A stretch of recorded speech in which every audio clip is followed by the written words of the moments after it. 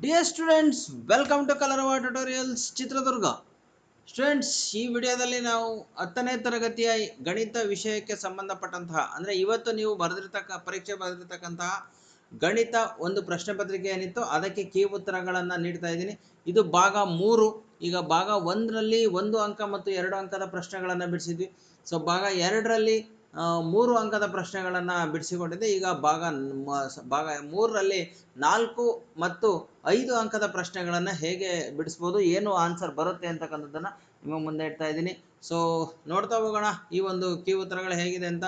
Students, ಅದಕ್ಕೂ ಮುಂಚೆ ನೀವು ಯಾರು ನಮ್ಮ ಚಾನಲ್ಗೆ ಸಬ್ಸ್ಕ್ರೈಬ್ ಆಗಿರಲಿಲ್ಲ ಅಥವಾ ಮೊದಲನೇ ಬಾರಿಗೆ ಈ ವಿಡಿಯೋ ನೋಡ್ತಾ ಇದ್ದೀವಿ ಅಂದರೆ ಸಬ್ಸ್ಕ್ರೈಬ್ ಮಾಡ್ಕೊಳ್ರಿ. ಭಾಗ 1 ಭಾಗ 2ರ ವಿಡಿಯೋಗಳು ಸಹ ನಿಮಗೆ ಅವೈಲಬಲ್ ಆಗ್ತದೆ. ನಾಳೆ ಹಿಂದಿ ಪರೀಕ್ಷೆ ಏನು ನಾಡಿದ್ದು ಬರಿತಾ ಇದ್ದೀರೋ ಅದಕ್ಕೂ ಸಹ ನಿಮಗೆ ವಿಡಿಯೋಗಳು ದೊರೀತವೆ ಅಂತ ಹೇಳ್ತಾ, ಸೊ ನೋಡ್ತಾ ಹೋಗೋಣ ಈಗ ಈ ಒಂದು ಪ್ರಶ್ನೆ ಪತ್ರಿಕೆಗೆ 4 ಅಂಕದ ಪ್ರಶ್ನೆಗೆ ಉತ್ತರಗಳು ಹೇಗಿದೆ ಅಂತ. ಸೊ ವಿದ್ಯಾರ್ಥಿಗಳೇ, ಇದು ಕೊಟ್ಟಿರುವ ರೇಖಾತ್ಮಕ ಸಮೀಕರಣಗಳ ಜೋಡಿಯ ಪರಿಹಾರವನ್ನು ನಕ್ಷೆಯ ವಿಧಾನದಿಂದ ಕಂಡುಹಿಡಿಯಿರಿ ಅನ್ನೋದರಲ್ಲಿ 2x+y = 8, x+y = 5 ಅಂತಕ್ಕಂಥದ್ದಿದೆ. ಸೊ ಇದಕ್ಕೆ ನಾವೀಗ ಕೀ ಉತ್ತರಗಳನ್ನು ನೋಡ್ತಾ ಹೋಗೋಣ ಏನು ಬರ್ಬೋದು ಅಂತೇಳಿ. ಸೊ ಇಲ್ಲಿ ನಾನೀಗ ಈ ಒಂದು ನಕ್ಷೆಯನ್ನು ಇಲ್ಲಿ ತಗೊಂಡಿದ್ದೇನೆ. ಒಂದೇ ನಿಮಿಷ. ಸೊ ಈಗ ಇಲ್ಲಿ ಕೊಟ್ಟಿರ್ತಕ್ಕಂತಹ 2 ಸಮೀಕರಣಗಳಿಗೆ ನಕ್ಷೆಯನ್ನು ಕಂಡುಹಿಡಿಯಬೇಕು. 2x+y = 8 ಅಂತ ಇದೆ. ಸೊ ನಾನೀಗ ಆಲ್ರೆಡಿ ಹಿಂದಿನ ಗ್ರಾಫ್ಗಳಲ್ಲಿ ನಿಮಗೆ ಹೇಳ್ಕೊಟ್ಟಿರೋ ರೀತಿಯಲ್ಲಿ ಇಲ್ಲಿ x ಮತ್ತು yಗೆ 2 ಬೆಲೆಗಳನ್ನು ಕೊಡಬೇಕಾದ್ರೆ ಒಂದು ಸಲ xಗೆ 0 ಮತ್ತೊಂದು ಸಲ yಗೆ 0 ಕೊಡ್ರಿ. ಇಲ್ಲೂ ಸಹ 2ನೇ ಸಮೀಕರಣದಲ್ಲಿ xy ಕಂಡುಹಿಡಿಯಬೇಕಾದ್ರೆ xಗೆ ಒಂದು ಸಲ 0, yಗೆ ಒಂದು ಸಲ 0. ಇದು ಹಿಂದಿನ ನಾನು ಎಲ್ಲ ಒಂದು ಮಾದರಿ ಪ್ರಶ್ನೆ ಪತ್ರಿಕೆಯಲ್ಲೂ ಇದೇ ರೀತಿ ಹೇಳ್ಕೊಟ್ಟಿದ್ದೇನೆ. ಸೊ ಈಗ ಇಲ್ಲಿ xಗೆ 0 ಕೊಟ್ಟಾಗ x ಜಾಗಕ್ಕೆ 0 ಹಾಕ್ರಿ = 8 ಬರ್ತದೆ. 2 × 0 ಅಂದರೆ 0 + y = 8, y = 8. ಸೊ ಅಲ್ಲಿಗೆ y ಜಾಗದಲ್ಲಿ 8 ಬಂತು. ನಮಗೆ ಒಂದು ಬಿಂದು 0,8 ಅಂತಕ್ಕಂಥದ್ದು ಒಂದು ಬಿಂದು ಸಿಕ್ತು. ನೆಕ್ಸ್ಟ್ ಅದೇ ರೀತಿ y ಜಾಗಕ್ಕೆ 0 ಹಾಕಿದರೆ 2x + y ಜಾಗಕ್ಕೆ 0 ಹಾಕಿದರೆ = 8. 2x = 8 ಬರ್ತದೆ. ಸೊ x = 8 ಡಿವೈಡೆಡ್ ಬೈ 2, 2ನ್ನು ಆ ಕಡೆ ಕಳಿಸಿದರೆ ಛೇದಕ್ಕೆ ಹೋಗುತ್ತೆ. x = 4. ಸೊ ಇಲ್ಲಿ x ನ ಬೆಲೆ 4 ಬಂತು. ಸೊ ಇದು 4, 0 ಅಂತಕ್ಕಂಥದ್ದು ಇಲ್ಲಿ ಬಿಂದು ಸಿಕ್ತು. ಅದೇ ರೀತಿ ಇಲ್ಲಿ xಗೆ 0 ಕೊಟ್ಟಾಗ 0 + y = 5 ಆಗ್ತದೆ. y = 5 ಆಗುತ್ತೆ. yಗೆ 0 ಕೊಟ್ಟಾಗ x + 0 = 5 ಆಗುತ್ತೆ. x = 5 ಬರ್ತದೆ. ಸೊ xಗೆ 0 ಕೊಟ್ಟಾಗ y 5, yಗೆ 0 ಕೊಟ್ಟಾಗ x 5. ಇದು 0.5 ಅಂತಕ್ಕಂಥದ್ದು ಒಂದು ಬಿಂದು, ಇದು 5, 0 ಅಂತಕ್ಕಂಥದ್ದು ಮತ್ತೊಂದು ಬಿಂದು. ಈಗ ಮೊದಲನೇ ಬಿಂದುಗಳನ್ನು ಕೂಡಿಸಿದರೆ 0,8. ಸೊ ಇಲ್ಲಿ ಬಿಂದುಗಳನ್ನು ತಗೊಳ್ಳೋಣ. ಇದು 0, 1, 2, 3, 4, 5, 6. ಸೊ ಈ ಕಡೆ 1, 2, 3, 4, 5, 6, 7, 8. ಸೊ ಇಷ್ಟು ಬಿಂದುಗಳಿದ್ದಾವೆ. ಈ ಕಡೆ ಇಲ್ಲಿ -1, -2 ಬರುತ್ತೆ. ಈ ಕಡೆನೂ -1, -2 ಬರುತ್ತೆ. ಸೊ ಇಲ್ಲಿ ನಮಗೆ ಮೊದಲನೇದು 0ಯಲ್ಲಿ 8, 0, 8 ಅಂದಾಗ ಇಲ್ಲಿ ಮೇಲ್ಗಡೆ ನಮಗೆ ಬಿಂದು ಸಿಗ್ತದೆ. ಸೊ 0, 8 ಬಿಂದುವನ್ನು ನಾವೀಗ ಗುರುತಿಸೋಣ. 0, 8 ಬಿಂದು ಅಂದರೆ ಈ ಬಿಂದು ನಮಗೆ ಸಿಗ್ತದೆ 0, 8. ಅದೇ ರೀತಿ 4, 0, 1, 2, 3, 4, 4, 0. ಸೊ ಈ ಬಿಂದುವನ್ನು ನಾವು ತಗೋಬೇಕು. ಈಗ ಇವೆರಡು ಬಿಂದುಗಳನ್ನು ನಾವಿಲ್ಲಿ ಸೇರಿಸಬೇಕು. ಸೊ ಈ ಬಿಂದು 0, 8. ಸೊ ಈ ಬಿಂದು 4, 0 ಅಂತ ಇರ್ತಕ್ಕಂಥದ್ದು. ಸೊ ಇವೆರಡು ಬಿಂದುಗಳನ್ನು ಸೇರಿಸಿದರೆ ನಮಗೆ ಈ ಒಂದು ರೇಖಾಖಂಡ ಈ ರೀತಿ ಬರ್ತದೆ. ಇನ್ನೊಂದು ಸಮೀಕರಣದ 0, 5 ಬಿಂದುವನ್ನು ಗುರುತಿಸಬೇಕು. 0, 5 ಅಂತಂದಾಗ ನಾವಿಲ್ಲಿ ಬಿಂದುವನ್ನು ಗುರುತಿಸಬೇಕು. 0, 5 ಅಂತಕ್ಕಂಥದ್ದು ನಮಗೆ ಇಲ್ಲಿ ಬಿಂದು ಸಿಗ್ತದೆ. ಅದೇ ರೀತಿ ಇನ್ನೊಂದು 5, 0. 5, 0 ಅಂದರೆ ಮೊದಲು x ಅಕ್ಷದಲ್ಲಿ 5, ಆಮೇಲೆ 0 ಅಂತಂದರೆ ಇದು 5, 0 ಅಂತಕ್ಕಂಥದ್ದು ಸಿಗ್ತಕ್ಕಂಥದ್ದು. ಸೊ ಈಗ ನಾವು ಇವೆರಡನ್ನು ಸೇರಿಸಬೇಕು. 5, 0 ಮತ್ತು 0, 5ನ್ನು ಸೇರಿಸಿದರೆ ಈ ರೀತಿ ಬರ್ತದೆ. ಇವೆರಡೂ ರೇಖಾಖಂಡಗಳು ಎಲ್ಲಿ ಛೇದಿಸಿದವೋ ಆ ಬಿಂದುವನ್ನು ನೋಡ್ಕೋಬೇಕು. ಸೊ ಆ ಬಿಂದುವನ್ನು y ಅಕ್ಷಕ್ಕೆ ಸೇರಿಸಿದಾಗ y ಬೆಲೆ 2 ಬರ್ತದೆ. x ಅಕ್ಷಕ್ಕೆ ಸೇರಿಸಿದಾಗ x ಬೆಲೆ 3 ಬರ್ತದೆ. ಹಾಗಾಗಿ 3, 2 ಅಂತಕ್ಕಂಥದ್ದು ಉತ್ತರ ಆಗ್ತದೆ. ಸೊ ಈಗ ನಾವು x ಮತ್ತು y ಬೆಲೆಗಳನ್ನು ಬರೀಬೇಕಾದ್ರೆ ಇಲ್ಲಿ x = 3, y = 2 ಅಂತಕ್ಕಂತಹ ಬೆಲೆಗಳನ್ನು ನೀವು ಬರೀಬೇಕು. ಬರೆದ್ಬಿಟ್ಟು ಇಲ್ಲಿ ಬಾಕ್ಸನ್ನು ಹಾಕಬೇಕು. ನಾನು ಇದನ್ನು ಸಹ ಹೇಳ್ಕೊಟ್ಟಿದ್ದೆ. ಇನ್ನು ಇಲ್ಲಿ ಮೇಲೆ ಅಳತೆಗಳನ್ನು ಬರೀಬೇಕು. ಸೊ ಎಕ್ಸ್ ಅಕ್ಷದಲ್ಲಿ ಅಳತೆಯನ್ನು ಬರೀಬೇಕಾದ್ರೆ ನೀವು 1 ಸೆಂಟಿಮೀಟರ್ ಇಸ್ ಈಕ್ವಲ್ ಟು 1 ಮಾನ ಅಂತ ಬರ್ಕೊಳ್ರಿ, ಬರೀಬೇಕು. ಅದೇ ರೀತಿ ವೈ ಅಕ್ಷದಲ್ಲಿ ಏನು ಬರೀಬೇಕಾಗಿತ್ತು, 1 ಸೆಂಟಿಮೀಟರ್ ಇಸ್ ಈಕ್ವಲ್ ಟು 1 ಮಾನ, ಅದು ಸಹ ಅಷ್ಟೇ ಇದೆ. ಸೊ ಇಷ್ಟು ಬರೆದ್ರೆ ನಿಮಗೆ ಕಂಪ್ಲೀಟ್ ಆಗಿ 4 ಅಂಕಗಳು ದೊರೆಯುತ್ತದೆ. ಸೊ ಈಗ ಮುಂದಿನ ಪ್ರಶ್ನೆಗೆ ಹೋಗೋಣ. ಸೊ ಮುಂದಿನ ಪ್ರಶ್ನೆ 35ನೇ ಪ್ರಶ್ನೆ. ಒಂದು ಸಮಾಂತರ ಶ್ರೇಣಿಯ ಎನ್ ಪದಗಳವರೆಗಿನ ಮೊತ್ತ 210 ಮತ್ತು n-1 ಪದಗಳವರೆಗಿನ ಮೊತ್ತ 171 ಆಗಿವೆ. ಸಮಾಂತರ ಶ್ರೇಣಿಯ ಮೊದಲ ಪದ 3 ಆದರೆ ಸಮಾಂತರ ಶ್ರೇಣಿಯನ್ನು ಕಂಡುಹಿಡಿಯಿರಿ ಮತ್ತು ಆ ಶ್ರೇಣಿಯ 20ನೇ ಪದವನ್ನು ಕಂಡುಹಿಡಿಯಿರಿ ಅಂತ ಕೊಟ್ಟಿದ್ದಾರೆ. ಸೊ ಮುಂದಿನ ಒಂದು ಲೆಕ್ಕವನ್ನು ನಾವೀಗ ಬಿಡಿಸೋಣ. ಸೊ ಈಗ ಇಲ್ಲಿ ಎಸ್ ಎನ್ ಕೊಟ್ಟಿದ್ದಾರೆ. S N is equal to 210 ಅಂತ ಕೊಟ್ಟಿದ್ದಾರೆ. ಎಸ್ ಆಫ್ n-1 ಬೆಲೆಯನ್ನು ಕೊಟ್ಟಿದ್ದಾರೆ. ಸೊ ಎಸ್ ಆಫ್ n-1 ಬೆಲೆ 171 ಅಂತೇಳಿ ಕೊಟ್ಟಿದ್ದಾರೆ. So S of n-1. So ಇಲ್ಲಿ ನಮಗೆ ಎಸ್ ಎನ್ ಮತ್ತು n-1 ಏನು ಕೊಟ್ಟಿದ್ದಾರೋ, ಸೊ ಇವೆರಡರ ಬೆಲೆಯಿಂದ ಎ ಎನ್ ಅನ್ನು ಕಂಡುಹಿಡಿಬೋದು ನಾವು. A N is equal to S N minus S of n-1. So S N ಅಂದರೆ 210 ಮೈನಸ್ n-1 ಅಂದರೆ 121, ಕಳೆದಾಗ ನಮಗೆ 39 ಬರ್ತದೆ. ಅಂದರೆ ಎನ್ನೇ ಪದ A N is equal to 39 ಬಂತು. ಈಗ ನಾವು S N is equal to ಈ ಸೂತ್ರ ಹಾಕೋಣ, n/2 into A plus L. L ಅಂದರೆ ಇದೇನೆ ಎ ಎನ್ ವ್ಯಾಲ್ಯೂನೇ. ಸೊ ಎಸ್ ಎನ್ ಅಂದರೆ 210 ಅಂತ ಗೊತ್ತು, ಎನ್ ಅಂತಂದರೆ ಗೊತ್ತಿಲ್ಲ, ಅದನ್ನೇ ಕಂಡುಹಿಡಿಬೇಕಾಗಿರೋದು ನಾವು. ಎ ಅಂದರೆ 3 ಅಂತ ಕೊಟ್ಟಿದ್ದಾರೆ, ಎಲ್ ಅಂತಂದರೆ ಇದೆ 39. ಸೊ ಈ ಎರಡನ್ನ ಈಕ್ವಲ್ಸಿಂದ ಆ ಕಡೆ ಕಳಿಸಿದರೆ 210 ಇಂಟು 2 ಆಗ್ತದೆ, is equal to N into 39ಕ್ಕೆ 3 ಕೊಡಿಸಿದ್ರೆ 42. So 210 into 2 divided by 42. 21 10 21 2 divide ಆಗ್ತದೆ, 2 2 ಕ್ಯಾನ್ಸಲ್ ಆಗ್ತದೆ. So therefore N is equal to 10 ಅಂತಕ್ಕಂಥದ್ದು ನಮಗೆ ಉತ್ತರ ಸಿಕ್ತು. ಈ ಎನ್ನ ಉಪಯೋಗಿಸ್ಕೊಂಡು ಡಿ ಕಂಡುಹಿಡಿಬೇಕು ನಾವೀಗ. ಇಲ್ಲೇ ಕಂಡುಹಿಡಿತೇನೆ. A N is equal to A plus n-1 into D. So A N ಅಂದರೆ 39, ಎ ಅಂದರೆ 3 ಪ್ಲಸ್ ಎನ್ ಅಂದರೆ 10 ಮೈನಸ್ 1 ಇಂಟು ಡಿ ಆಗುತ್ತೆ. ಸೊ 39 ಈ ಕಡೆ 3 ಆ ಕಡೆ ಕಳಿಸಿದ್ರೆ 39 minus 3 is equal to 9 D ಆಗುತ್ತೆ. 39ರಲ್ಲಿ 3 ಕಳಿಬೇಕು, 39ರಲ್ಲಿ 3 ಕಳೆದ್ರೆ 36 ಬರ್ತದೆ. 9 D is equal to 36, D is equal to 4 ಉತ್ತರ. 9 ಆ ಕಡೆ ಕಳಿಸಿದ್ರೆ ಛೇದಕ್ಕೆ ಹೋಗುತ್ತೆ, ಭಾಗಾಕಾರ ಮಾಡಿದರೆ 4.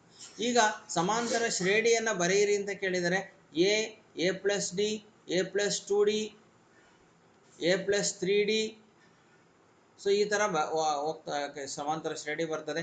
ಎ ಅಂತಂದರೆ ಇಲ್ಲಿ 3, ಎ ಪ್ಲಸ್ ಡಿ ಅಂದರೆ 3 ಪ್ಲಸ್ 4, ಎ ಪ್ಲಸ್ 2d ಅಂದರೆ 3 plus 2 into 4, A plus 3d ಅಂದರೆ 3 ಪ್ಲಸ್ ಎ ಪ್ಲಸ್ 3 ಇಂಟು 4. ಇದು 3 4 3 7, 4 2 8 3 11, 4 3 12 3 15 ಅಂಡ್ ಸೋ ಆನ್. ಇದು ಸಮಾಂತರ ಶ್ರೇಣಿ ಆಯಿತು. ಜೊತೆಗೆ 20ನೇ ಪದವನ್ನು ಕಂಡುಹಿಡಿಯಿರಿ ಅಂತ ಕೇಳಿದರೆ ಎ 20 ಕಂಡುಹಿಡಿಬೇಕು. A 20 is equal to A plus 19 D ಅಂತ ಬರ್ಕೋಬೇಕು. ಎ ಅಂದರೆ 3 ಇಂಟು 19 ಇಂಟು ಡಿ ಅಂದರೆ 4, 19 ಇಂಟು 4, 19 4 76, 19 36, 76, 76ಕ್ಕೆ 3 ಕೊಡಿಸಿದ್ರೆ 79. ಇದು 20ನೇ ಪದ. ಸೊ ಇದನ್ನು ಅಲ್ಲಿ ಕಂಡುಹಿಡಿಯಲಿಕ್ಕೆ ಕೇಳಿರ್ತಕ್ಕಂಥದ್ದು. ಸೊ ಹಾಗಾಗಿ ನಾವು ಮುಂದಿನ ಲೆಕ್ಕವನ್ನು ಈಗ ನೋಡೋಣ. ಸಮಾಂತರ. ಸೊ ಇದು ಸಮಾಂತರ ಶ್ರೇಣಿಯ ಮತ್ತೊಂದು ಲೆಕ್ಕ. ಎನ್ ಭುಜಗಳನ್ನು ಹೊಂದಿರುವ ಒಂದು ಬಹುಭುಜಾಕೃತಿಯ ಎಲ್ಲ ಕೋನಗಳ ಮೊತ್ತ n-2 into 180 degree.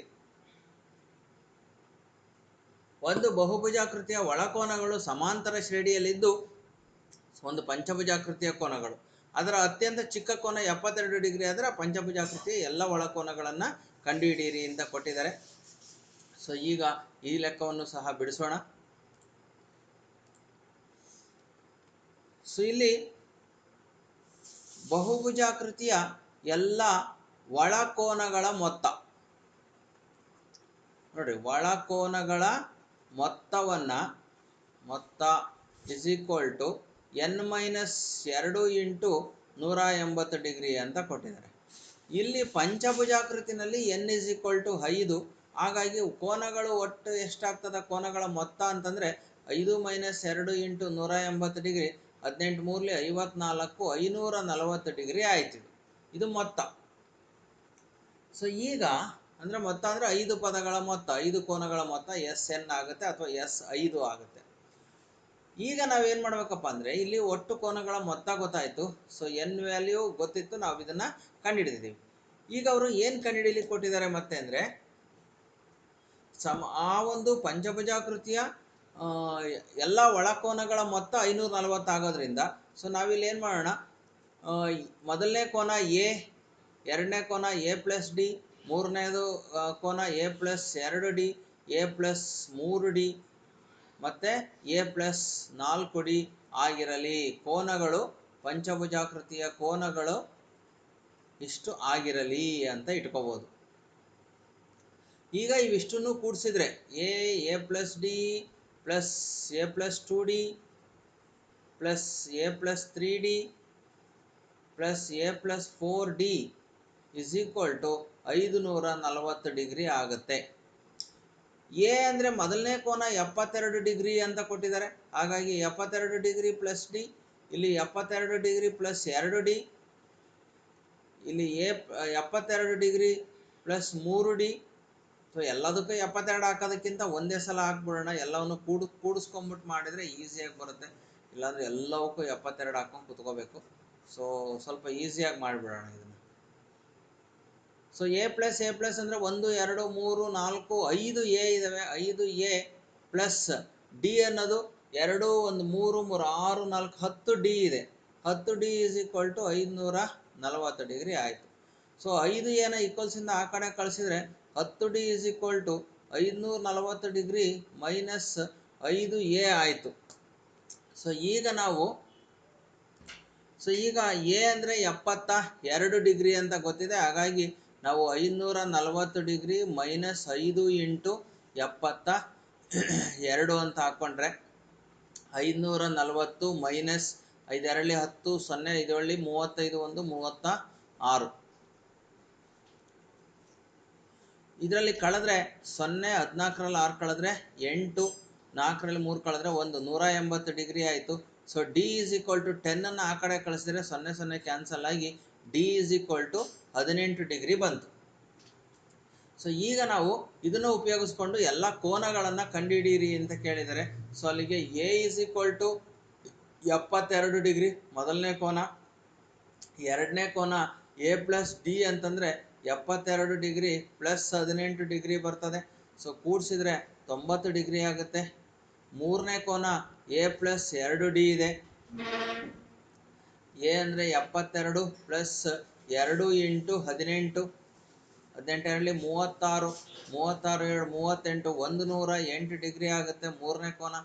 A plus 3 D ಅಂತಂದರೆ ಎ ಅಂದರೆ 72 ಪ್ಲಸ್ 3 ಇಂಟು 18, 18 ಮೂರಲಿ 54 2 56, 70 ಅಂತಂದರೆ 7 5 12 126 ಡಿಗ್ರಿ.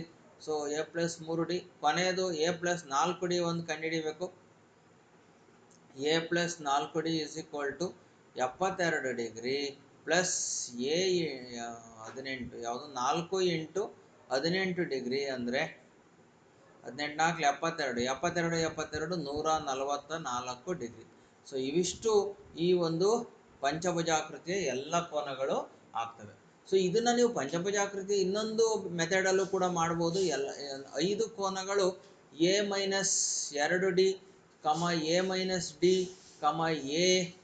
ಎ ಪ್ಲಸ್ ಡಿ ಮತ್ತು ಎ ಪ್ಲಸ್ 2 ಡಿ ಆಗಿರಲಿ ಅಂತ ಇಟ್ಕೋಬೋದು ಕೋನಗಳನ್ನು. ಹಿಂಗೆ ಇಟ್ಕೊಳ್ಳಿಲ್ಲ, ಹಿಂಗೆ ಇಟ್ಕೋಬೋದು. ಸೊ ಇವೆಲ್ಲವನ್ನು ಕೂಡಿಸಿದಾಗ 540 ಬರುತ್ತೆ ಅಂತಂದಾಗ A minus 2 D plus A minus D plus A plus D plus A plus 2 D is equal to 540 degree ಬರುತ್ತೆ. ಸೊ ಈ ಥರ ಇಟ್ಕೊಂಡು ಮಾಡಿದಾಗ ಇಲ್ಲೇನಾಗ್ತದೆ, ಡಿ ಎಲ್ಲ ಕ್ಯಾನ್ಸಲ್ ಆಗೋಗ್ಬಿಡ್ತದೆ, ಡಿ ನಮಗೆ ಆನ್ಸರ್ ಸಿಗೋದೇ ಇಲ್ಲ. ಸೊ ಅದಕ್ಕೋಸ್ಕರ ನಾವಿಲ್ಲಿ ಡಿ ಜಾಗದಲ್ಲಿ ಇಲ್ಲಿ ಎ ಮೈನಸ್ 2D ಜಾಗದಲ್ಲಿ ಅತಿ ಚಿಕ್ಕ ಕೋನ 72 ಡಿಗ್ರಿ ಅಂತ ಇಟ್ಕೋಬೇಕು. ಸೊ ಆವಾಗ A plus A plus A plus A ಅಂದರೆ 4A ಬರುತ್ತೆ. ಸೊ ಡಿ ಡಿ ಇಲ್ಲಿ ಕ್ಯಾನ್ಸಲ್ ಆಗ್ತದೆ. ಸೊ ಪ್ಲಸ್ 2D ಉಳಿಯುತ್ತದೆ. 2D is equal to 540.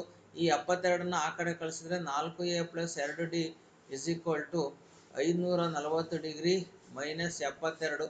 So ಈ ಸ್ಟೆಪ್ಸ್ ಕೂಡ ಮಾಡ್ಕೊತ ಹೋದರೆ ನಿಮಗೆ ಇದೇ ಥರ ಆನ್ಸರ್ ಸಿಗುತ್ತೆ ವ್ಯಾಲ್ಯೂಸ್. ಇದು ಒಂದು ಸಮೀಕರಣ ಬಂತು. 4A plus 2D is equal to 10ರಲ್ಲಿ 2 ಕಳೆದ್ರೆ 8, 13ರಲ್ಲಿ 7 ಕಳೆದ್ರೆ 6, ಇಲ್ಲಿ 4 468. 10ರಲ್ಲಿ 2 ಕಳೆದ್ರೆ 8, 13ರಲ್ಲಿ 7 ಕಳೆದ್ರೆ 6, ಇಲ್ಲಿ 4 468 ಉಳಿತು. ಇನ್ನೊಂದು ಸಮೀಕರಣ ನಮ್ಗೆ ಏನು ಗೊತ್ತು, A minus 2D is equal to 72 degree ಅಂತ ಗೊತ್ತು. ಸೊ ಈಗ ಈ ಸಮೀಕರಣಗಳನ್ನು ನಾವು ಇದು ನಮಗೆ ಎನಲ್ಲಿ 4A ಬರಬೇಕು ಅಂದರೆ ಇದನ್ನು ಇಂಟು 4 ಅಂತ ಗುಣಾಕಾರ ಮಾಡಿಕೊಂಡ್ರೆ, ಸೊ ಮೊದಲನೇದು 4A plus 2D is equal to 468 ಇದೆ. ಎರಡನೇದು ಕೂಡ 4A minus 2D is equal to 4 8 4 28 ಈ ಥರ ಆಗುತ್ತೆ. ಈ ಸಮೀಕರಣಗಳನ್ನು ಕೂಡಿಸಿದಾಗ ಇದು ಕ್ಯಾನ್ಸಲ್ ಆಗುತ್ತೆ. 8A ಇಸ್ ಈಕ್ವಲ್ ಟು 8ರಲ್ಲಿ 8 ಕಳೆದ್ರೆ 0, 16ರಲ್ಲಿ 8 ಕಳೆದ್ರೆ 8, 3ರಲ್ಲಿ 2 ಕಳೆದ್ರೆ 1. So A is equal to 180 divided by 8 ಆಗ್ತದೆ. ಸೊ ಆ್ಯಕ್ಚುಲಿ ನಮಗೆ ಇಲ್ಲಿ ಎ ಅಂದರೆ ಗೊತ್ತಿಲ್ಲ, ಏನನ್ನೇ ನಾವು ಕಂಡುಹಿಡಬೇಕಾಗಿದ್ದು. ಸೊ ಇಲ್ಲಿ ಒಂದು ಸಣ್ಣ ಮಿಸ್ಟೇಕ್ ಆಗಿದೆ. 4 8D ಆಗಬೇಕಾಗಿತ್ತು. ಸೊ ಇಲ್ಲಿ 2D ಮಾಡ್ಕೊಂಬಿಟ್ಟೆ. ಸೊ ಹಾಗಾಗಿ ಇದು ಕ್ಯಾನ್ಸಲ್ ಆಗೋದಿಲ್ಲ. ಸೊ ಒಂದು ಸಣ್ಣ ಮಿಸ್ಟೇಕ್ ಆದರೆ ಲೆಕ್ಕನೇ ತಪ್ಪಾಗಿ ಹೋಗ್ಬಿಡ್ತದೆ ನೋಡ್ರಿ.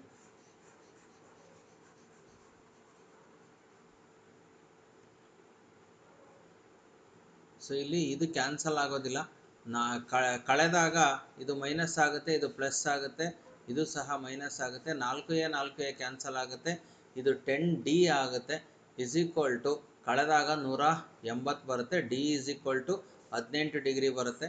ಇಲ್ಲಿ ಎ ವ್ಯಾಲ್ಯೂನ ಕಂಡುಹಿಡ್ಕೋಬೋದು. ಸೇಮ್ ಇದೇ ಥರ ನಿಮಗೆ ಅಷ್ಟು ಆನ್ಸರ್ ಬರುತ್ತೆ. ಎರಡೂ ಮೆಥಡಲ್ಲಿ ಸಾಲ್ವ್ ಮಾಡ್ಬೋದು. ಎರಡು ಮೆಥಡಲ್ಲಿ ಸಾಲ್ವ್ ಮಾಡಿದ್ರು ನಿಮಗೆ ಮಾರ್ಕ್ಸನ್ನು ಕೊಡ್ತಾರೆ. ಓಕೆ, ಮುಂದಿನ ಲೆಕ್ಕನ ನೋಡೋಣ. ಚಿತ್ರದಲ್ಲಿ ಒಂದು ಸಮತಟ್ಟಾದ ನೆಲದ ಮೇಲೆ ಬೇರೆ ಬೇರೆ ಎತ್ತರಗಳನ್ನು ಹೊಂದಿರುವ AB ಮತ್ತು CD ಕಂಬಗಳು ನೇರವಾಗಿ ನಿಂತಿವೆ. ಈ ಎರಡು ಕಂಬಗಳ ಪಾದಗಳನ್ನು ಜೋಡಿಸುವ ರೇಖೆಯ ಮೇಲಿನ ಒಂದು ಬಿಂದು P. ಇದರಿಂದ ಎರಡು ಕಂಬಗಳ ಮೇಲ್ತುದಿಗೆ ಉಂಟಾದ ಉನ್ನತ ಕೋನಗಳು ಪರಸ್ಪರ ಪೂರಕ ಕೋನಗಳಾಗಿವೆ. ಈ ಎರಡು ಕಂಬಗಳ ಮೇಲ್ತುದಿಗೆ ಉಂಟಾದ ಉನ್ನತ ಕೋನಗಳು ಪರಸ್ಪರ ಪೂರಕ ಕೋನಗಳಾಗಿವೆ. ಅಳತೆಗಳನ್ನೆಲ್ಲ ಕೊಟ್ಟಿದ್ದಾರೆ. ಸೊ ಈ ಚಿತ್ರವನ್ನು ತಗೊಂಡ್ಬಿಟ್ಟು ನಾವೀಗ ಪ್ರಾಬ್ಲಮ್ನ ಸಾಲ್ವ್ ಮಾಡೋಣ. ಸೊ ಈಗ ಇಲ್ಲಿ ಕೊಟ್ಟಿರ್ತಕ್ಕಂತಹ ಲೆಕ್ಕದಲ್ಲಿ ಈಗ ನಮಗೆ ಈ ಎರಡು ಉನ್ನತ ಕೋನಗಳು ಅಂದರೆ ಈ ಕೋನ ಮತ್ತು ಈ ಕೋನ, ಇವೆರಡು ಕೋನಗಳು ಒಂದು 90 ಮೈನಸ್ ಥೀಟಾ ಇರುತ್ತೆ, ಇನ್ನೊಂದು ಥೀಟಾ ಇರುತ್ತೆ. ಸೊ ಎರಡು ಕೋನಗಳನ್ನು ನಾವಿಲ್ಲಿ ತಗೋಬೇಕು. ಅಥವಾ ಇದನ್ನೇ ಥೀಟಾ ಅಂತ ಇಟ್ಕೊಂಡು ಇದನ್ನು 90 ಮೈನಸ್ ಥೀಟಾ ಅಂತ ಕೂಡ ನಾವು ಇಟ್ಕೋಬೋದು. ಯಾಕೆಂದರೆ ಫಸ್ಟ್ ಇದೇ ಪ್ರಾಬ್ಲಮ್ನ ಸಾಲ್ವ್ ಮಾಡಬೇಕು, ಥೀಟಾ ಕಂಡುಹಿಡಿಬೇಕು. ಹಾಗಾಗಿ ನಾವೇನು ಮಾಡೋಣ, ಇದನ್ನೇ ಫಸ್ಟ್ ಥೀಟಾ ಅಂತ ಇಟ್ಕೊಳ್ಳೋಣ. ಇದು 90 ಮೈನಸ್ ಥೀಟಾ ಆಗಿರುತ್ತೆ. ಸೊ ಫಸ್ಟು ಥೀಟಾ ವ್ಯಾಲ್ಯೂ ಎಷ್ಟು ಅಂತ ಕಂಡುಹಿಡಿಬೇಕು. ಎರಡರ ಅಳತೆಯನ್ನು ಸಹ ಕೊಟ್ಟಿದ್ದಾರೆ. ಇದು ಹೈಟ್, ಇದು ಎತ್ತರ, ಇದು ದೂರ. ಅಂದರೆ ಇಲ್ಲಿ ಅಭಿಮುಖ ಬಾಹುನೂ ಕೊಟ್ಟಿದ್ದಾರೆ, ಪಾರ್ಶ್ವ ಬಾಹು ಎರಡನ್ನೂ ಸಹ ಕೊಟ್ಟಿದ್ದಾರೆ. ಸೊ ಇದಕ್ಕೆ ಥೀಟಾಗಿ ತಗೊಂಡಾಗ ಸೊ ಅಭಿಮುಖ ಬೈ ಪಾರ್ಶ್ವ ಅಂತಕ್ಕಂಥದ್ದನ್ನು ನಾವಿಲ್ಲಿ ತಗೋಬೇಕು ಅಂತಂದಾಗ ಟ್ಯಾನ್ ಥೀಟಾ ತಗೊತೀವಿ. So tan theta is equal to ಅಭಿಮುಖ ಬಾಹು ಡಿವೈಡೆಡ್ ಬೈ ಪಾರ್ಶ್ವ ಬಾಹು. So tan theta is equal to ಅಭಿಮುಖ ಎಷ್ಟು ಕೊಟ್ಟಿದ್ದಾರೆ, 20√3 ಕೊಟ್ಟಿದ್ದಾರೆ. ಪಾರ್ಶ್ವಬಾಹು 20 ಕೊಟ್ಟಿದ್ದಾರೆ. ಎರಡು ಕ್ಯಾನ್ಸಲ್ ಆದರೆ √3 ಉಳಿಯುತ್ತೆ. Tan theta is equal to √3 ಅಂತಂದರೆ ನಾವು ಇಲ್ಲಿ ಟ್ಯಾನ್ 60 ಡಿಗ್ರಿ ಅಂತ ಬರಿತೀವಿ. √3 ಟ್ಯಾನ್ 60 ಡಿಗ್ರಿ ಅಂತ ಬರಿಬೋದು. ಟ್ಯಾನ್ ಕ್ಯಾನ್ಸಲ್ ಆಗಿ theta is equal to 60 degree ಬಂತು. ಸೊ ಥೀಟಾ 60 ಡಿಗ್ರಿ ಅಂದರೆ 90 ಮೈನಸ್ ಥೀಟಾ ಅಂತಂದರೆ 90 ಮೈನಸ್ 60 ಡಿಗ್ರಿ ಆಗ್ತದೆ. ಸೊ ಆವಾಗ ಇನ್ನೊಂದು ಕೋನ 30 ಡಿಗ್ರಿ ಆಯಿತು. ಸೊ ಈಗ ಇದು 60 ಡಿಗ್ರಿ ಆಯಿತು, ಈ ಕಡೆ ಇರ್ತಕ್ಕಂಥ ಕೋನ 30 ಡಿಗ್ರಿ ಆಯಿತು. ಸೊ ಈಗ ನಾವು ತೀಟಾ ಎರಡು ಸಹ ಗೊತ್ತಾಯಿತು. ಎ ಬಿಯನ್ನು ಕಂಡುಹಿಡಿಬೇಕು. ಸೊ ತ್ರಿಭುಜ ಎ ಬಿ ಪಿಯಲ್ಲಿ theta is equal to 30 degree ಇದೆ. ಸೊ ನಮಗೆ ಎ ಬಿ ಕಂಡುಹಿಡಿಬೇಕು, ಅಭಿಮುಖ ಕಂಡುಹಿಡಿಬೇಕು, ಪಾರ್ಶ್ವ ಕೊಟ್ಟಿದ್ದಾರೆ. ಸೊ ಟ್ಯಾನ್ ತೀಟಾ ಹಾಕೊಳ್ಳೋಣ. Tan theta is equal to A B ಅಭಿಮುಖ ಬಾಹು divided by B P. So tan 30 degree is equal to A B ಗೊತ್ತಿಲ್ಲ, ಡಿವೈಡೆಡ್ ಬೈ ಬಿ ಪಿ ಅಂತಂದರೆ 10. ಸೊ ಈಗ ಟ್ಯಾನ್ 30ಯ value 1/√3 is equal to A B divided by 10 ಆಗುತ್ತೆ. So 10ಅನ್ನು ಆ ಕಡೆ ಕಳಿಸಿದರೆ A B is equal to 10/√3. ಇದು ವ್ಯಾಲ್ಯೂನ ಕಂಡುಹಿಡಿಲಿಕ್ಕೆ ಹೇಳಿರೋದು. ಇದು ಎ ಬಿ ವ್ಯಾಲ್ಯೂ ಗೊತ್ತಾಯ್ತು ನಮಗೆ. ನಾವೀಗ ಇನ್ನೊಂದು ಕಂಡುಹಿಡಿಬೇಕು, ಎ ಸಿ ಕಂಡುಹಿಡಿಬೇಕು. ಎ ಸಿ ಕಂಡುಹಿಡಿಬೇಕು ಅಂದರೆ ನಮಗೆ ಎ ಪಿ ಮತ್ತು ಪಿ ಸಿ ಎರಡು ಗೊತ್ತಾದರೆ ಮಾತ್ರ ಎ ಸಿಯನ್ನು ಕಂಡುಹಿಡಿಯಲಿಕ್ಕೆ ಸಾಧ್ಯ. ಹಂಗೆ ಕಂಡುಹಿಡಿಯಲಿಕ್ಕೆ ನಮಗೆ ಯಾವುದು ವ್ಯಾಲ್ಯೂಸ್ ಇಲ್ಲ. ಸೊ ಫಸ್ಟು ಎ ಪಿನ ಕಂಡುಹಿಡಿಬೇಕು. ಎ ಪಿ ಹೆಂಗೆ ಕಂಡುಹಿಡಿಯೋದು ಅಂತಂದರೆ, ಇದೇ ತ್ರಿಭುಜ ಎ ಪಿ ಬಿಯಲ್ಲಿ ಇದು ವಿಕರ್ಣ ಆಗ್ತದೆ ಎ ಪಿ. ಸೊ ಹಾಗಾಗಿ ವಿಕರ್ಣ ಮತ್ತು ಇಲ್ಲಿರ್ತಕ್ಕಂತಹ ಪಾರ್ಶ್ವಬಾಹು ವಿಕರ್ಣ ತಗೋಬೇಕು ಅಂದರೆ ಕಾಸ್ ಥೀಟಾ ತಗೋಬೇಕು. Cos theta is equal to ಪಾರ್ಶ್ವಬಾಹು ಡಿವೈಡೆಡ್ ಬೈ ವಿಕರ್ಣ. ಸೊ ಹಾಗಾಗಿ ಕಾಸ್ 30 ಡಿಗ್ರಿ ತಗೋಬೇಕು ಇಸ್ ಈಕ್ವಲ್ ಟು ಪಾರ್ಶ್ವಬಾಹು ಅಂದರೆ 10 ಡಿವೈಡೆಡ್ ಬೈ ವಿಕರ್ಣ ಅಂದರೆ ಎ ಪಿ. ಕಾಸ್ 30 ಡಿಗ್ರಿ ಅಂತಂದರೆ √3/2. √3/2 is equal to 10 divided by A P ಇದೆ. ಸೊ ಎ ಪಿಯನ್ನು ಆ ಕಡೆ ಕಳಿಸಿದರೆ √3 ಈ ಕಡೆ ಬರ್ತದೆ. So A P is equal to 20 divided by √3 ಆಯಿತು. ಎ ಪಿ ವ್ಯಾಲ್ಯೂ ಗೊತ್ತಾಯಿತು. ಅದೇ ರೀತಿ ಪಿ ಸಿ ತಗೊಳ್ಳೋಣ. ತ್ರಿಭುಜ ಪಿ ಡಿ ಸಿಯಲ್ಲಿ ತಗೊಂಡಾಗ ತೀಟಾ ಎಷ್ಟಿದೆ? 60 ಡಿಗ್ರಿ ಇದೆ. ಸೊ ಇಲ್ಲೂ ಸಹ ಅಭಿಮುಖ ತಗೊಳಕ್ಕೆ ಬರಲ್ಲ, ಪಾರ್ಶ್ವ ಮತ್ತು ವಿಕರ್ಣ ತಗೋಬೇಕಾಗ್ತದೆ, ಅಥವಾ ಅಭಿಮುಖ ಮತ್ತು ವಿಕರ್ಣನೂ ಸಹ ತಗೋಬೋದು. ಸೊ ಹಾಗಾಗಿ ಇಲ್ಲಿ ಕಾಸ್ ಥೀಟಾ ಸೈನ್ ಥೀಟಾ ಎರಡು ತಗೊಂಡ್ರೂ ಬರ್ತದೆ. ಕಾಸ್ ಥೀಟಾನೇ ತಗೊಳ್ಳೋಣ. Cos theta is equal to ಪಾರ್ಶ್ವ ಡಿವೈಡೆಡ್ ಬೈ ವಿಕರ್ಣ ಆಗ್ತದೆ. ಸೊ ಕಾಸ್ 60 ಡಿಗ್ರಿ ಇದೆ ಇಸ್ ಈಕ್ವಲ್ ಟು ಪಾರ್ಶ್ವ ಅಂದರೆ 20 ಮೀಟರ್ ಇದೆ, ಡಿವೈಡೆಡ್ ಬೈ ವಿಕರ್ಣ ಅಂತಂದರೆ ಅದನ್ನೇ ಕಂಡುಹಿಡಿಬೇಕು ಪಿ ಸಿನ. ಸೊ ಕಾಸ್ 60 ಡಿಗ್ರಿ ಅಂತಂದರೆ half 1/2 is equal to 20 divided by P C ಆಯಿತು. So therefore P C is equal to 40 ಆಯಿತು. ಸೊ ಪಿ ಸಿನ ವ್ಯಾಲ್ಯೂ ಗೊತ್ತು. ಈಗ ಎ ಸಿ ಕಂಡುಹಿಡಿಬೇಕು. ಸೊ ಲಂಬಕೋನ ತ್ರಿಭುಜ ಎ ಪಿ ಸಿಯಲ್ಲಿ A C square is equal to A P square plus P C square ಅಂತ ಮಾಡಿದರೆ, ಎ ಪಿ ಸ್ಕ್ವಯರ್ ಅಂತಂದರೆ 20 divided by √3 whole square plus P C square ಅಂತಂದರೆ 40 ಸ್ಕ್ವಯರ್.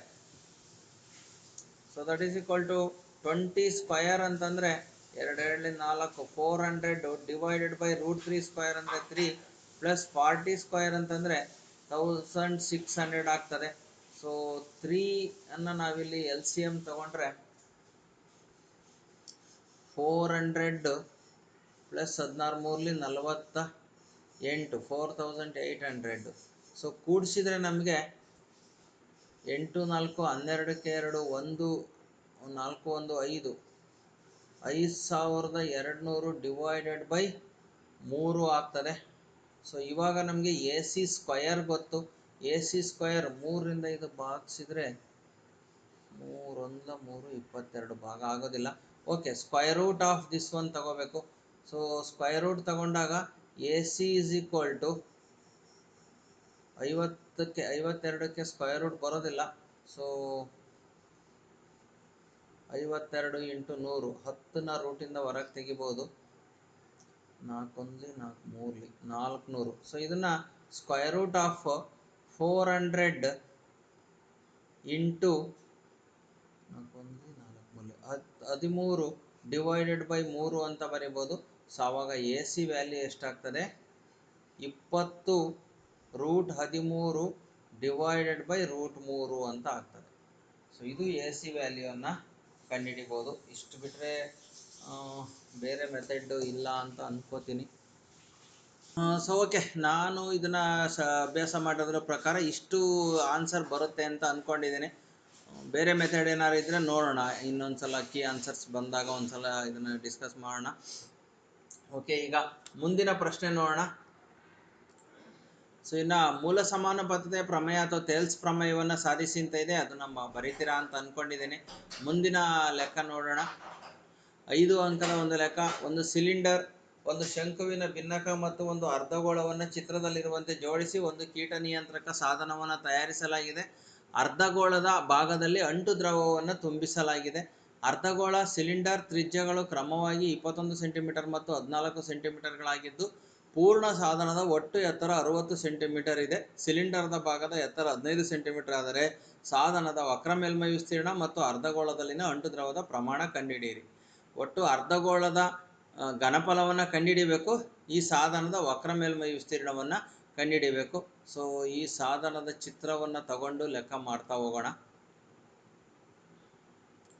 ಸೊ ವಿದ್ಯಾರ್ಥಿಗಳ ಈ ಒಂದು ಇದರಲ್ಲಿ ಲೆಕ್ಕದಲ್ಲಿ ನಾವು ನೋಡ್ತಾ ಹೋದಾಗ ವಕ್ರ ಮೇಲ್ಮೈ ವಿಸ್ತೀರ್ಣ ಬೇಕು ಅಂತಂದರೆ ಸಿಲಿಂಡರ್ನ ವಕ್ರ ಮೇಲ್ಮೈ ವಿಸ್ತೀರ್ಣ, ಇದಕ್ಕೆ ಎತ್ತರವನ್ನು ಕೊಟ್ಟಿದ್ದಾರೆ, ಇದರ ತ್ರಿಜ್ಯವನ್ನು ನಾವು ತಗೋಬೇಕು. ಸೊ ಒಂದೊಂದೇ ಡಾಟಾ ಬರ್ಕೋತಾ ಹೋಗೋಣ. ಸಿಲಿಂಡರ್ನ ನಾವು ತಗೊಂಡಾಗ ಸಿಲಿಂಡರ್ನಲ್ಲಿ ಎತ್ತರ H1 ಅಂತ ತಗೊಳ್ಳೋಣ, ಇದು 15 ಸೆಂಟಿಮೀಟರ್ ಇದೆ. ಸೊ ತ್ರಿಜ್ಯವನ್ನು R1 ಅಂತ ತಗೊಳ್ಳೋಣ. ಆಲ್ರೆಡಿ ಇಲ್ಲಿ ತ್ರಿಜ್ಯ ಕೊಟ್ಬಿಟ್ಟಿದ್ದಾರೆ ಅವರು, ಇದೇ ತ್ರಿಜ್ಯ R1 ಆಗ್ತದೆ, ಬೇಡ R2 ಕೊಟ್ಟಿದ್ದಾರೆ, R2 ಅಂತಲೇ ತೊಗೊಂಬೋಣ. ಸೊ ಸಿಲಿಂಡರ್ದಾಯಿತು. ನೆಕ್ಸ್ಟು ಭಿನ್ನಕದ ತ್ರಿಜ್ಯಗಳನ್ನು ಕೊಟ್ಟಿದ್ದಾರೆ. R1 = 21, R2 = 14. ಸೊ ಭಿನ್ನಕದ ಎತ್ತರವನ್ನು ಕಂಡುಹಿಡ್ಕೋಬೇಕು ನಾವು. ಸೊ ಭಿನ್ನಕದ ಎತ್ತರ ಸೊ ಇಲ್ಲಿಂದ ಇಲ್ಲಿಗೆ 21 ಅಂತಂದಮೇಲೆ R1 ಈ ಕಡೆಗೂ ಕೂಡ 21 ಸೆಂಟಿಮೀಟರ್ ಇರ್ತದೆ. ಹಾಗಾಗಿ ಈ H ಭಿನ್ನಕದ ಎತ್ತರ H2 ಅಂತ ತಗೊಳ್ಳೋಣ. ಇಲ್ಲಿ ಇದನ್ನು ನಾವು H1 ಅಂತ ಇಟ್ಕೊಂಡಿದ್ದೀನಿ ಈಗ. ಸೊ ದೇರ್ಫಾರ್ H2 = 60 ಸೆಂಟಿಮೀಟರ್ನಲ್ಲಿ 15ನ್ನು ಕಳಿಬೇಕು, ಕಳೆದ್ಬಿಟ್ಟು ಅದರಲ್ಲಿ 21 ಕೂಡ ಕಳಿಬೇಕು, ಕಳೆದ್ರೆ H2 ಬರ್ತದೆ. ಸೊ 60 - 15, 1 16, 20, 36 ಬರ್ತದೆ. 60ರಲ್ಲಿ 36 ಕಳೆದ್ರೆ 10ರಲ್ಲಿ 6 ಕಳೆದ್ರೆ 4, 5ರಲ್ಲಿ 3 ಕಳೆದ್ರೆ 2. H2 = 24 ಸೆಂಟಿಮೀಟರ್ ಆಯಿತು H2. ಇನ್ನು ಅರ್ಧಗೋಳದ ತ್ರಿಜ್ಯ ಒಂದೇ ಇದರಲ್ಲಿ ಅಳತೆ ಬರ್ತಕ್ಕಂಥದ್ದು. ಅರ್ಧಗೋಳದಲ್ಲಿ R2 ಅಂತ ಅಥವಾ R1 ಅಂತಲೇ ತಗೊಳ್ಳೋಣ. R1 = 21 centimetre. ಇದಿಷ್ಟು ಡಾಟಾ ಅಳತೆಗಳು. ಸೊ ಇದಿಷ್ಟೇ ಮುಗ್ದಿಲ್ಲ, ನಮಗೆ ಈ ಒಂದು ಭಿನ್ನಕದ ಮೇಲ್ಮೈ ವಿಸ್ತೀರ್ಣ ಕಂಡುಹಿಡಿಬೇಕು ಅಂದರೆ ಎಲ್ ಬೇಕು, ಓರೆ ಎತ್ತರ. ಆ ಎಲ್ ಒಂದನ್ನು ಕಂಡುಹಿಡ್ಕೋಬೇಕು. ಸೊ ಓರೆ ಎತ್ತರ L = √,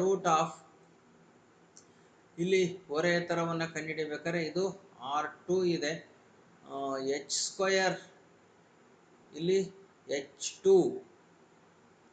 H2² ಪ್ಲಸ್ ಇಲ್ಲಿ R1 R2 ಇರೋದ್ರಿಂದ R2 - R1 2 ಬರ್ತದೆ. ಇದು ಓರೆ ಎತ್ತರವನ್ನು ಕಂಡುಹಿಡಿಯಲಿಕ್ಕೆ ಇರ್ತಕ್ಕಂತಹ ಸೂತ್ರ. ಸೊ ಈಗ ಇಲ್ಲಿ ಬೆಲೆಗಳನ್ನು ಹಾಕಿದಾಗ H2 ಅಂತಂದಾಗ ನಮಗೆ ಇಲ್ಲಿ 24² ಬಂದಿದೆ, √, ಪ್ಲಸ್ R2 ಅಂತಂದರೆ 21 - R1 ಅಂದರೆ 14² ಸೊ ಇಲ್ಲಿ 24² ಅಂತಂದಾಗ 506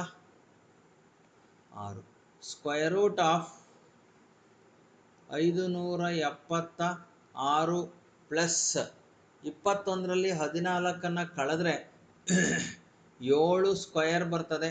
7² ಅಂತಂದರೆ 49. √, 9 6 15ಕ್ಕೆ 5 1, 4 1 5 7 12ಕ್ಕೆ 2 1 5 1 6 L is equal to 620 square root of 625 ಅಂದರೆ ಎಲ್ ಇಸ್ ಈಕ್ವಲ್ ಟು 25. ಎಲ್ಲ ಅಳತೆಗಳು ನಮಗೆ ಸಿಕ್ಕಿದ್ವು. ಈಗ ಈ ಒಂದು ಘನ ಏನಿದೆಯಲ್ಲ ಇದರ ಮೇಲ್ಮೈ ವಿಸ್ತೀರ್ಣವನ್ನು ಕಂಡುಹಿಡಿಯಬೇಕು. ಸೊ ಇದರ ಮೇಲ್ಮೈ ವಿಸ್ತೀರ್ಣ, ಔಷಧದ ಬಾಟಲ್ ಇದು, ಮೇಲ್ಮೈ ವಿಸ್ತೀರ್ಣ ಇಸ್ ಈಕ್ವಲ್ ಟು ಯಾವ್ಯಾವುದರ ಮೇಲ್ಮೈ ವಿಸ್ತೀರ್ಣ ಕಂಡುಹಿಡಿಯಬೇಕು? ಸಿಲಿಂಡರ್ನ. ಸೊ ಇಲ್ಲಿ ಇದರ ವಕ್ರ ಮೇಲ್ಮೈ ವಿಸ್ತೀರ್ಣ ಕೇಳಿದರೆ, ಸಿಲಿಂಡರ್ನ ವಕ್ರ ಮೇಲ್ಮೈ ವಿಸ್ತೀರ್ಣ, ಸಿಲಿಂಡರ್ನ ವಕ್ರ ಮೇಲ್ಮೈ ವಿಸ್ತೀರ್ಣ ಪ್ಲಸ್ ಭಿನ್ನಕದ ವಕ್ರ ಮೇಲ್ಮೈ ವಿಸ್ತೀರ್ಣ, ಭಿನ್ನಕದ ವಕ್ರ ಮೇಲ್ಮೈ ವಿಸ್ತೀರ್ಣ ಪ್ಲಸ್ ಅರ್ಧಗೋಳದ ವಕ್ರ ಮೇಲ್ಮೈ ವಿಸ್ತೀರ್ಣ. ನೋಡ್ರಿ, ಇವಿಷ್ಟನ್ನು ಕೂಡಿಸ್ಬೇಕು. ಅರ್ಧಗೋಳದ ವಕ್ರ ಮೇಲ್ಮೈ ವಿಸ್ತೀರ್ಣ ಇವಿಷ್ಟನ್ನು ಕೂಡಿಸಿದ್ರೆ ಬರ್ತದೆ. ಸಿಲಿಂಡರ್ನ ವಕ್ರ ಮೇಲ್ಮೈ ವಿಸ್ತೀರ್ಣ 2πr(h). ಸಿಲಿಂಡರ್ದು ಇಲ್ಲಿ R2H1 ಅಂತ ತಗೊಂಡಿದ್ದೀವಿ. ಭಿನ್ನಕದ ವಕ್ರ ಮೇಲ್ಮೈ ವಿಸ್ತೀರ್ಣವನ್ನು ನಾವು ತಗೊಂಡಾಗ, ಸೊ ಭಿನ್ನಕದ ವಕ್ರ ಮೇಲ್ಮೈ ವಿಸ್ತೀರ್ಣ πl into R1 plus R2 ಬರ್ತದೆ, ಪ್ಲಸ್ ಅರ್ಧಗೋಳದ ವಕ್ರ ಮೇಲ್ಮೈ ವಿಸ್ತೀರ್ಣ ಅಂತಂದಾಗ ಅರ್ಧಗೋಳದ್ದು 2πr². ಇಲ್ಲಿ ಅರ್ಧಗೋಳ R1 ಇರೋದ್ರಿಂದ R1². ಸೊ ಇದಿಷ್ಟು ಇದೆ. ಇದಕ್ಕೆ ವ್ಯಾಲ್ಯೂಸನ್ನು ಸಬ್ಸ್ಟಿಟ್ಯೂಟ್ ಮಾಡಿದ್ರೆ 2 ಇಂಟು 22 ಡಿವೈಡೆಡ್ ಬೈ 7. ಕಾಮನ್ ತೆಗಿಲಿಕ್ಕೆ ಸ್ವಲ್ಪ ಪೈ ಒಂದೇ ಕಾಮನ್ ಬರೋದು. ಹಾಗಾಗಿ ಪೈಯನ್ನು ಕಾಮನ್ ತೆಗೆದುಬಿಟ್ರೆ ನೋಡೋಣ, ಪೈಯನ್ನು ಕಾಮನ್ ತೆಗೆದು ಸಬ್ಸ್ಟಿಟ್ಯೂಟ್ ಮಾಡೋಣ. ಸ್ವಲ್ಪ ಇದು ಕಡಿಮೆ ಆಗ್ಬೋದು ಹೊರೆ, ಸಿಂಪ್ಲಿಫಿಕೇಶನ್ನು. ಪೈ ಮಾತ್ರ ಕಾಮನ್ ತೆಗಿಲಿಕ್ಕೆ ಅವಕಾಶ ಇದೆ, ಬೇರೆ ಯಾವುದೂ ಸಹ ಬರೋದಿಲ್ಲ. ಪೈಯನ್ನು ಕಾಮನ್ ತೆಗೆದ್ರೆ 2R2H1 ಆಗುತ್ತೆ, plus L into R1 plus R2 ಆಗುತ್ತೆ, ಪ್ಲಸ್ 2R1² ಆಗುತ್ತೆ. So that is equal to 22/7, ಅಥವಾ ಪೈನ ಹಾಗೆ ಇಟ್ಕೊಳ್ಳೋಣ ಕ್ಯಾಲ್ಕುಲೇಷನ್ ಮುಗಿಯೋ ತನಕ. 2 ಇಂಟು R2 ಅಂತಂದರೆ 14 ಇಂಟು H1 ಅಂತಂದರೆ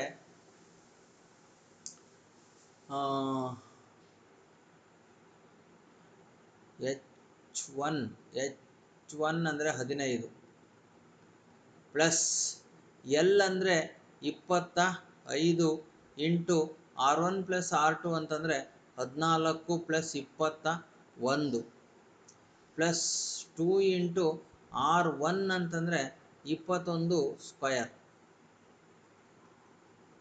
ಸೊ ನೋಡಿರಿ, ಪೈ ಹಾಗೆ ಇರಲಿ, ಪೈನ ಇದ್ರ ಜೊತೆಗೆ ಹಾಕ್ಕೊಂಡಿದ್ರೇ ಒಂದಷ್ಟು ಕ್ಯಾನ್ಸಲ್ ಆಗ್ತಿದ್ವು, ಈಸಿ ಆಗ್ತಿತ್ತೇನೋ. ಓಕೆ, 15 2 30, 14 3 42, 420, ಪ್ಲಸ್ 14 1 15 20 35, 25 5 125, 35 ಇಂಟು 25 ಗುಣಿಸ್ಬೇಕು. 25 5 125, 12, 25 3 75, 2 77